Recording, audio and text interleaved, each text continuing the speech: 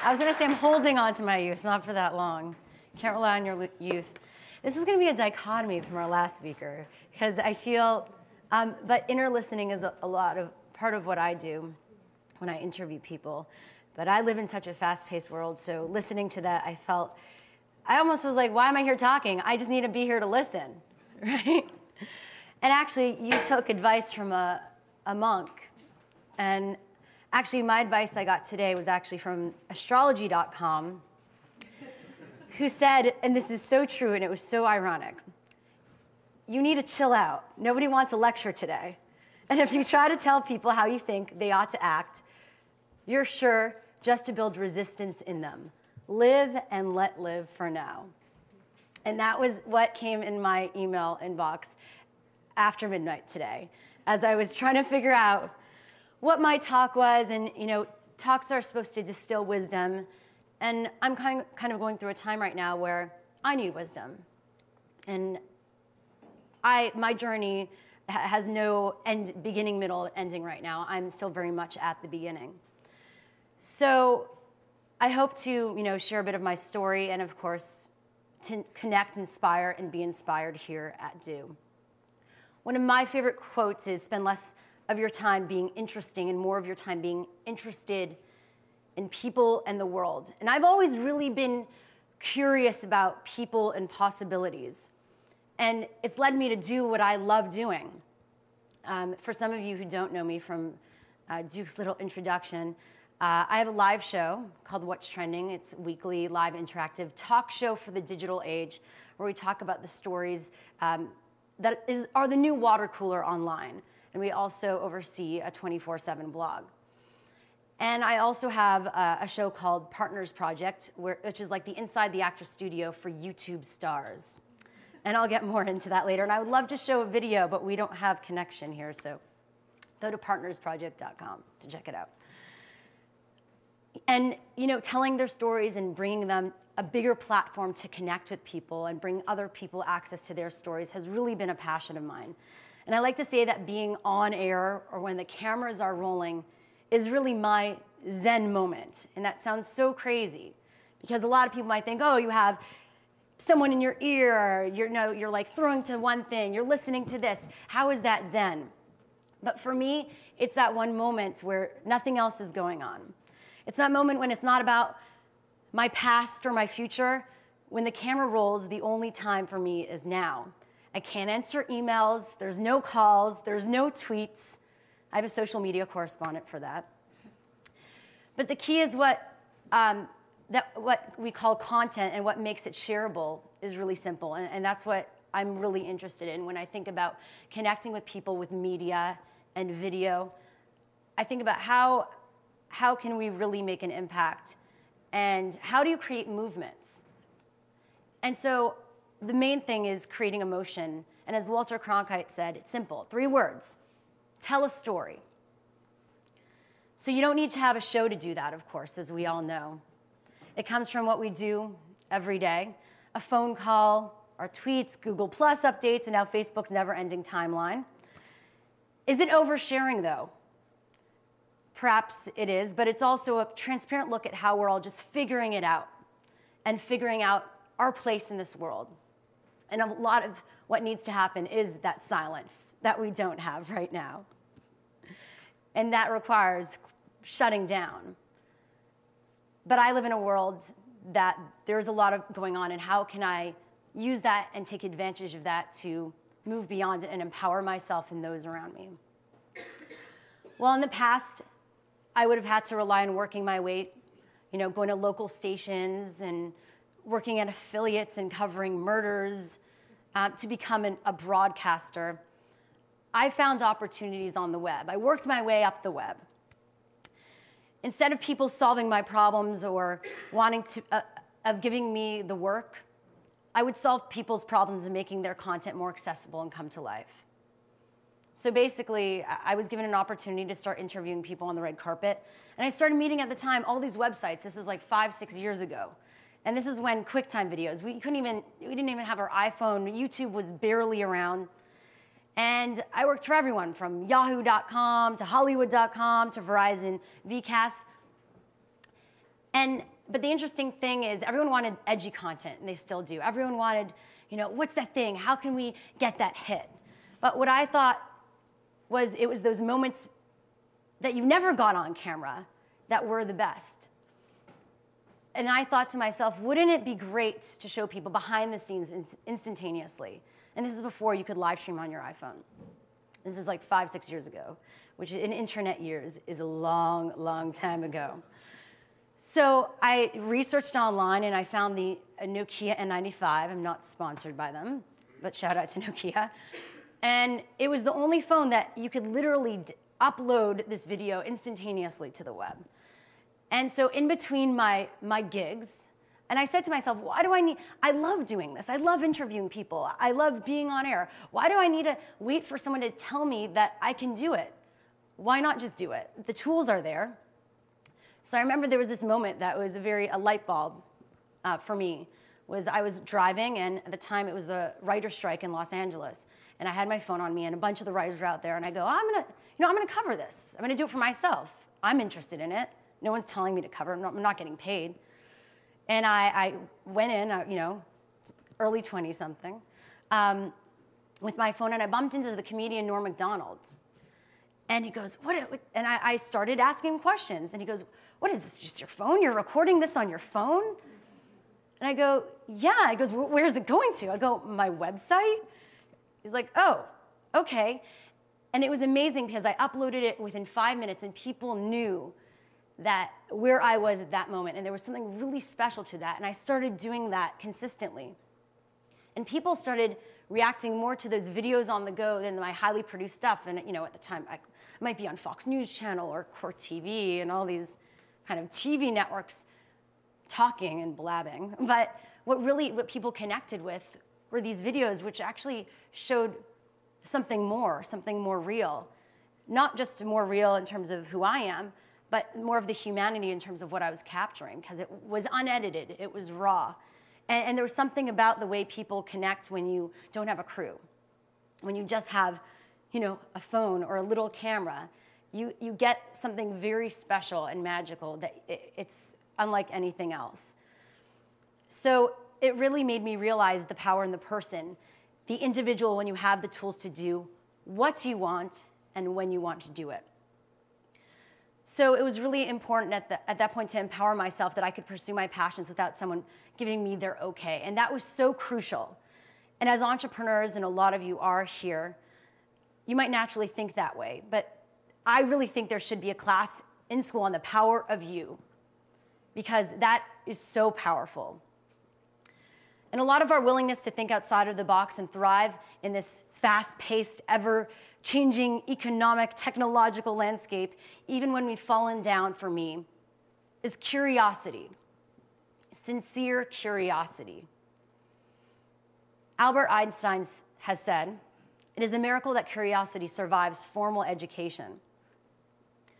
So like most things in life, there is a way of doing things, as we all know. We go to college, in my case, I studied communications, I would graduate, get a job. But the very important lesson to be learned here is that it's not about that, of course. The important lesson to learn is that don't let that get in the way of doing things, interfere with your curiosity. Sometimes you need to discover, obviously, your own path, and that's how you truly thrive. Some of you might not know that Steve Jobs actually studied calligraphy in school. It's true.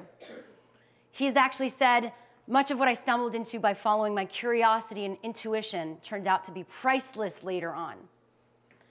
He didn't, it wasn't the means to an end. He studied it because he was curious about living in life and making money, no. But calligraphy ended up coming into his work afterwards. In terms of the typography, we all know to be so iconic for Apple. Also, what I've learned is the power of a question through my work. There's an inherent connection between asking questions and trust built when you sit down with someone and obviously truly listen. How are you? What do you think about this? What do you do? Why do you feel that way? Not just asking it to ask, but having a sincere curiosity that people can see in your eyes, in your face, in your body language, that you care. You care about them. You care to be in that moment. I believe that when there's true care and curiosity behind questions, people are willing to open up and relationships can truly flourish. Ideas can evolve. Anything is possible. The simple step of asking a question, be it between a husband and a wife, or the Palestinians and the Israelis, is the first step between establishing a connection with one another. One more benefit of curiosity, some of you might not know this, but Dalai Lama actually takes interview requests. He doesn't do it by mail. That would be too archaic, of course. He does it over email. And it could take you 3 months to get a meeting. And after all that waiting, if he feels whoever he's meeting with isn't genuinely sincere in their curiosity to him, no matter who they are, he will dismiss them. And he'll do it very quickly. And it could be why there aren't any pictures of George W. Bush and Dalai Lama together. But curiosity is actually backed by science. There are studies that show that the act of being curious actually activates certain parts of our brain that stimulates long-term memory, reward, and dopamine, which ultimately makes us happy. So could being curious lead us to a new job or life? Would that make us better people or better at what we do? What if we all led our lives with sincere curiosity? And I want to put that out there for all of you as you continue on in your day-to-day life that is fast-paced. What if you stopped, listened, and said, I want to be interested right now and just not think about being interesting? Right now, one of the movements that I'm very curious about and that I'm intrigued and inspires me is the YouTube movement. A lot of you might know YouTube for babies and cat videos that go viral, and you could say, you know, we're intrigued by those and they get millions of views because they have this amazing, cute, and sincere curiosity expressed for the world, babies and cats. They're innocent, sincere.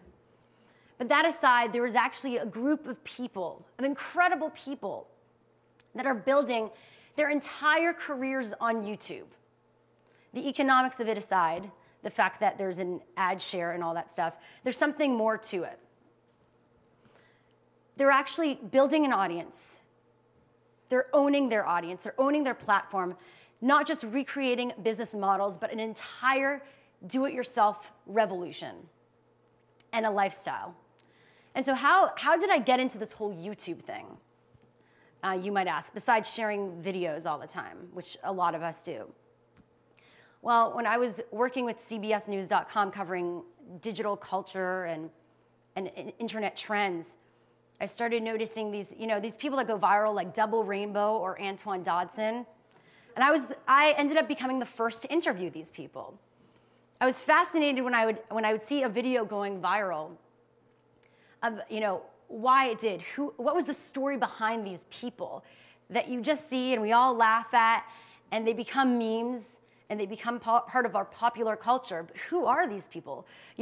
How did they react when suddenly their life is just put out there and their persona? And so I interviewed these people, and then I attended something called VidCon, which is like the Comic-Con for YouTube stars. A lot of you might not know that this even exists, but I assure you that in the next 2 years you will, because it went from 2 years ago from 1,000 people to 3,000 this year, and next year it's at the Anaheim Convention Center. So this is growing. It's a community that's growing and that's thriving. And some of these people, are teens. Some of them are not. Some of these people that create these videos have families, support their kids. But it was crazy to see the lineups of their fans. It was like these were the new Beatles. And I go, oh my God, if only networks, if only people could see what's going on right now. We're in the middle of a media revolution with these people. And we saw it even recently, ComScore, which is the measurement of views on air, but also obviously to help the flow of ad dollars. They found that the top 10 YouTube channels had a bigger audience than the top 10 cable networks today. Do you know how powerful that is? These people are doing it on their own, inspiring massive audiences. Now, to me, that is so powerful and that is so inspiring. So I began interviewing them all. I wanted to archive a part of history because a lot of people, were talking about how much these people were making and the concept of YouTube stars, but no one was really telling their stories. Who are these people? How are they literally living off creating these videos and getting millions of views? So I met Shay Carl, who is from Ohio, was an average Joe, taking any job he could get, has 4 kids, and decided to just start shooting himself. And he literally created the modern-day reality show called Shaytards on YouTube, where every single day he uploads a video with him and his family, and he's made a career of it. Then we also have someone like Phil DeFranco, who's an early 20-something, who in 3 days got over 300,000 subscribers on YouTube after just starting a channel. There's Mystery Guitar Man. These are all their names.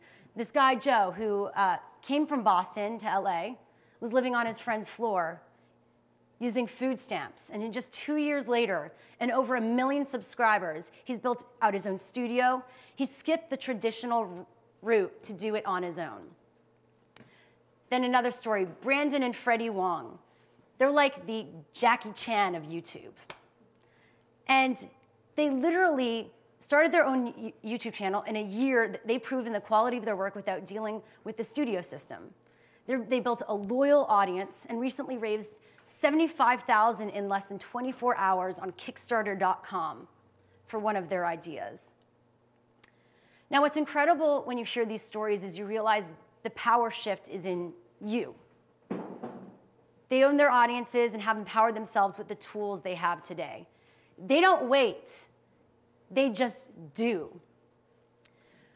While I do believe this is history in the making, and we are archiving it on the Show Partners Project, these new leaders continue to bring up important themes that are part of the power of curiosity, letting go, and ultimately owning your potential. So one of the things that comes up a lot when I interview these individuals is letting go of fear.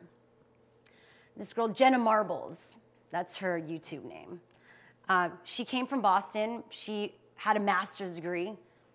Couldn't find a job like so many students out there these days and young people who are in debt from all the loans. She decided to start putting up videos on YouTube and saw that people were listening and watching. And so she says, okay, could this be a real job? She had to let go of that fear of the unknown and just jump right into it. Because, growing up in Boston, her friends, are dentists or doctors, and there's a perceived path that we all think we need to take. But when you get over that fear to jump outside that path, really anything is possible. When you let go of the what ifs, anything is possible. A lot of these people, a lot of their advice is just do. So many of us wait around for the right ideas, the name, the inspiration. I always say, don't wait for inspiration, just do, and inspiration will find you. Be strategic, but be open and willing to experiment. It's not about being right and perfect. And what a lot of these YouTubers show, compared to the traditional model, is it's about experimentation and just putting yourself out there and seeing what works. And from there, you can end up succeeding from falling down and failure because you just make it work. And I think traditionally in any sort of company, as you know, you need to have a plan and everything needs to be so certain. And I really think in the end that sets all of us up for failure. Be consistent, collaborate, and contribute. So a lot of these people have been doing this since 2006, 2007, surprisingly. And some of them, like Jenna, started in 2011. In less than a year, she's basically making her whole career based on YouTube. Now, hard work and consistency allowed her to build an audience, make the web like her Cheers, basically. I've always compared to the internet like Cheers. You need to stick around. You need to be around to show people that you care, that you have respect. It's not just about putting content out there and links out there. People need to know that there's an authentic person behind that and that they care and they're here for the long haul. And that's where I've seen the most success. Now, the 10,000-hour rule, which a lot of us talk about, has actually been sped up this day and age because of all these tools we have at our disposal. So you can practice more than ever before to master your craft without waiting for anyone to allow you to do so. Knowing your voice and who you are, literally and figuratively, my voice. I actually go to vocal awareness. Arthur Joseph, who's a vocal awareness coach, and he teaches you how to own your voice like any athlete. When you're speaking, you're connecting. And that can change everything, the way you communicate with people. So work on that. Work on not just your voice and how it sounds and resonates, but your voice and who you are. Own who you are. Embrace who you are. Because your audience will find you, and you will find your audience. And that magical connection is what really gives people that raison d'etre that I think we're all trying to find no matter what industry that we're in. It's really that sense of community and contribution that has scientifically been proven to contribute to happiness. And as we know, it's not just about what we do, but why. It's what makes two people stand out in this world, that two people that do exactly the same thing, what makes one person connect and thrive, and the other person doing the exact same thing, they just don't. It doesn't resonate with people. And I do believe it's the spirit and the soul that you put into the work, the care, the why. And that's the golden nugget. Another thing is passion, play, and fun. Beyond all, the seriousness and the hard work that needs to come into play here, you need to remember to have fun and play. A lot of these people are characters. They don't take themselves too seriously. And I think that is so important in the end. So I'm not just sharing this with all of you because I expect you all to pick up a camera and start being master video bloggers at the end of today, or quit your jobs to start a career on YouTube. Not everyone should obviously be doing this, but hopefully it will inspire all of you to embrace all that you can be in this lifetime. Be curious, ask questions, and realize the power of you. We are all storytellers in our own right, whether we're on camera or doing a pitch for a project or creating the next big innovative thing that will change the world. Storytelling is so important no matter what we do. There's a music aficionado, Bob Lefsetz, who has a really great newsletter. And in his last one, he talked about the power of creativity. And he said something that I felt was really powerful. He said, so you've got to be three-dimensional. If this means it takes you longer to put in your 10,000 hours, so be it. It's not a race. If you're not taking time to soak up the sun, you're not going to have anything to say. Great songs are about creativity. The more you write, the better you get. But you're minding your life, your experience. And if you've got none, no one's going to be interested. And I felt that was really powerful because we all try to be the best we can be and just go day to day and deliver. But I think we have to, move out of ourselves. And even if we make mistakes, that's part of our story, and we need to embrace that. So another great thing I'll end this on is it's only really when we free ourselves of those self-imposed boundaries, when we listen to our hearts and give wing to our natural curiosity, that we can truly see and tap the breadth of opportunity available to us all.